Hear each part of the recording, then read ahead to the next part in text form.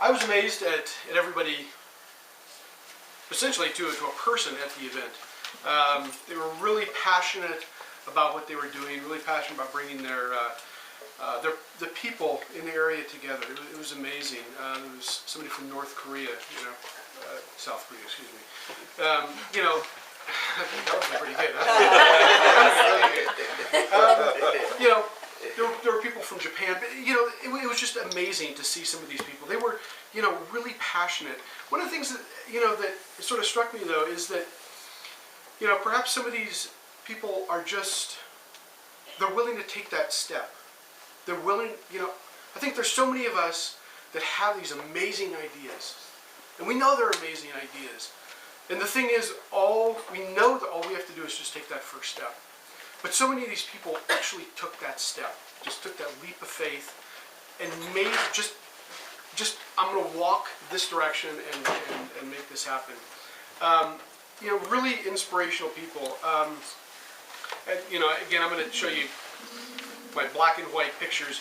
So I met somebody from the Reno art installation, and I think you spoke about that, Rachel. But there was a lot of work to do with the city council.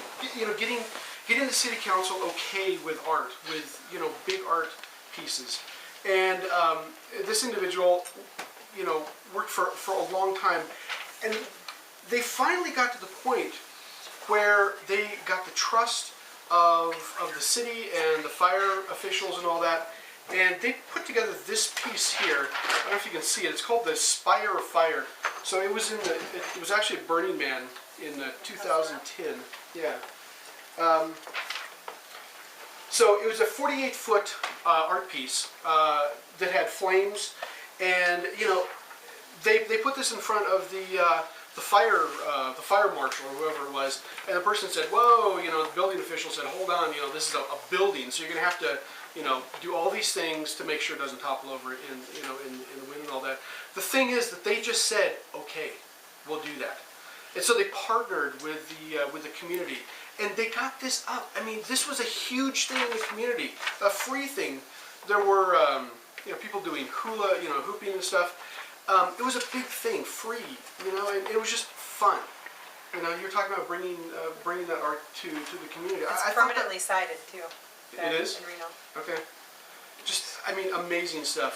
So I thought that was this boldness of thought and boldness of making it happen. I mean, that's huge. I mean, so it was a Burning Man, but to get it into to even have the thought of I'm going to make this, the process to make this a permanent art installation for the public. I think it's amazing. The second sort of, attribute I thought was, people had, people of vision. We can pass this around too. So this is the Bay Bridge project, which I don't know if you can see it here, but for the camera, it's LED lights on the Bay Bridge, all the way across, and what it does is there's no repeating design. It's constantly moving. It has funding, to 2015 through the artist, through this this artistic group. But there's a Kickstarter now to get that funded into 2025. People love this stuff. I mean, look at that. It's across an entire bridge, mile and a half, and they did this. Somebody saw this bridge, and they said, "Let's put some lights on it." A mile and a half long bridge. That is, to me, it's just amazing that somebody would have that thought. Not only have that thought, but get people together and get everybody involved to actually make that happen. I'm astounded at that. There's also now. I mean, there's like some of these that are just absolutely hilarious. The person that did that, they did this pie in the sky, P-I in the sky, and on March 14th in Austin, it was on a clear day, clear windless day. they had smoke. What do they call it? The airplanes. What are they? Skywriters. Write out pi, 3.1 whatever in the sky. I mean, how funny. I mean, that has to just people look up and go and just smile. You know, they just smile, and they did that. You know, pie in the sky, just hilarious. And of course, it is pie in the sky. It's amazing. The Temple at Christ Church, I was also just blown away by that, and it'll be very difficult for you to see this, I suppose. But the funding for this came from the folks at Christ Church, New Zealand. You know, and the thing is too that so those others that we saw, you know, the pie in the sky. Okay, so you know that would be blown away by the wind. But this, you know, people had to come together, and they donated money to this. And if you think about it, go to somebody and say, I want money from you, and we're going to build something amazing, and then we're going to burn it. I mean, to get people to even listen to you, and then give you money, and then we're going to burn it. That's where all of our money goes. We're used to that. So, and it was so cathartic to the folks that did this, and yes, I could feel the tears. I could feel that raw emotion of all these people that in Christ Church that they've gone through the earthquake, this devastating earthquake. And then somebody symbolically put this together as, you know, the seismic activity. That's what that represented. And people lost things, and they wrote on this piece, and of course it burned. And so it was cathartic for, you know, for a whole city of people. There were thousands of people that went out and watched it burn. I don't remember what the exact number was, but it wasn't a little thing. You know, I mean, this is important things, important stuff for people in their actual lives. So that's in my graphics, my awesome graphics. So hopefully I can keep it together here. The generator project, I thought that was amazing. It's so that's in Reno, and just a few stats which I thought was amazing. 34,000 square feet of warehouse space. There's no fees. There's all different types of space. It's donation based. It hosted several core projects, and they're trying to build a functioning economic model for this, which I thought was amazing. And so not only all this, all the art that they're building, all the wonderful things that they're doing, the city of Reno is actually probably going to donate land to this group, which is amazing. You know, again, you get, and I met a council member from Vancouver, and you know, it's a thing of getting the trust, of gaining the trust. You know, like much that we've done with Apogaea, with gaining the trust of our fire chief, the sheriff, our permitting people, all these people, the landowner.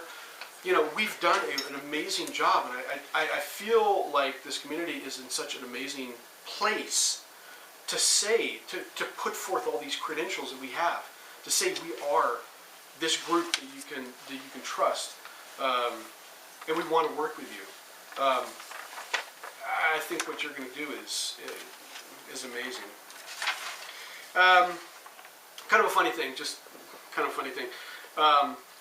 The Second Life, I don't know if anybody who plays video game, whatever. Second Life has a regional rep, or two, I think. Two. So that was just, I'm being taped, shit.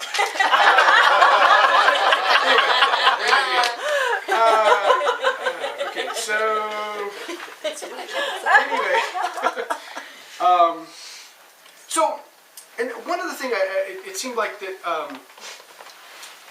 that these leaders are not, they're not married to some of society's expectations, which I think is really good. I think, you know, society can, in a lot of ways, this is my personal feeling, can sort of be an anchor to people in you know, the things that they can do, the artistic things that they can do. And I really appreciated that so many of them didn't accept those sort of restrictions that society put together. All these these just few things that we've talked about here tonight. People just said no. I don't restrict myself to that. I'm going to think bigger, and I know, as importantly as anything else, that all these people in this community, they're probably going to be excited about this, and all of us can do something amazing for the people around us. I've been inspired by all of you, by Apogaea, to do some of these things that are amazing. And I think there's a great possibility to get a significant number of people in our bigger community, our home communities, on board with that. I just had some concerns. So this wasn't, GLC, part of GLC certainly, I suppose.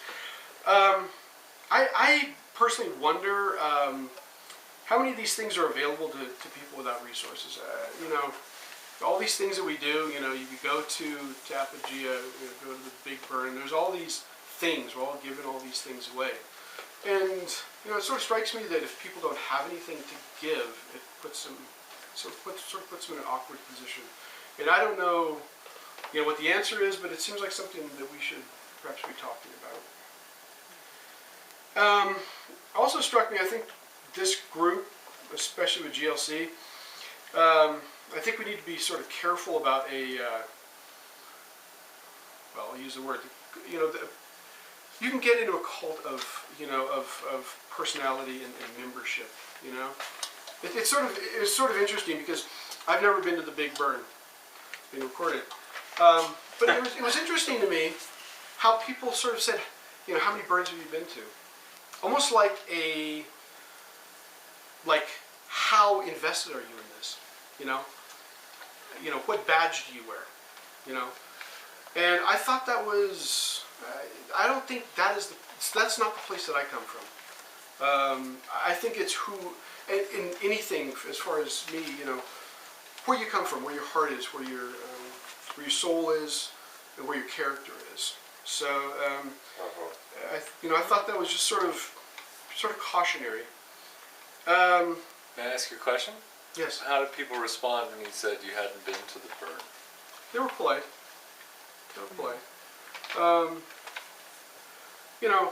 Yeah. So for me, if anybody asks me about anything, I'll tell them. But I don't like to take on what other people think about what my response is. So, but it was just interesting. It's like people on the East Coast. You hear about. What do you do for a living? What do you do for a living? That's like your first question. What do you do for a living? It's a kind of a status. Checking status on it. Yeah. We often identify ourselves as we relate to society with what we do. That's what our importance is. Right. Somebody asked me what I do. I'd probably say Apogaea because at least start with that because it's something that I'm really passionate about, and I get no money and lots of heartache, but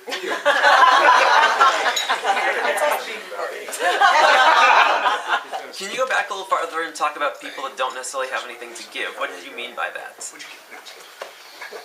So people literally without money, people that are they're trying to keep their nose above water. They're not in the in the cruise ship, drinking champagne and eating caviar, And what can you do? What can you give to anybody if you're just surviving? All that you can do is hope to God you can, feed yourself and your family. Would somebody that had nothing, how welcome would they be? And I don't know. One of the things that we do in Apogaea is we have scholarship tickets, so they're reduced tickets, but people have to survive, and there's sort of an expectation of gifts and all that. I just think it's something that we should think about. I think it should be, a topic of some discussion somehow. So, at any rate, I was very inspired by the people that were there. Really, they're doing things around the world. These are people that came. Some of these people, like I said, there was a guy I had breakfast with from South Korea. So the dude flew from South Korea to this thing. I mean, it's just amazing. You know, what an amazing commitment. You know, Wasn't he the only person at his regional that had been to the Big Burn? I think so. Yeah, yeah. So, Can I just add one random anecdotal thing? please. The Bay Lights project was $2 million to open, and it's the largest privately funded public art project in the history of the world. Nice. Wow. Really? I couldn't see by the picture, was that going up and down all He the was- whole? Yeah. It's like Yeah, all the along little- all mile of and a the half chords of in the a whole straight entire line. Bay That Bridge. Yeah, On it's, both, actually only on one side. yeah, When did it's, when does it's the project actually, start? right, so It the started last LED Okay, lights, so I was gonna say, I do not Yeah, I remember was- seeing But it's that. like that other Burning Man You project can with watch the the independently videos on addressable LEDs, so they can actually like control the Other entire than thing Golden, they just Yeah. have this, as like, independent lights. bridge that goes like a It's awesome. I was by Simon, he had to tell Simon to go fuck himself. Yeah. thank you. Thank you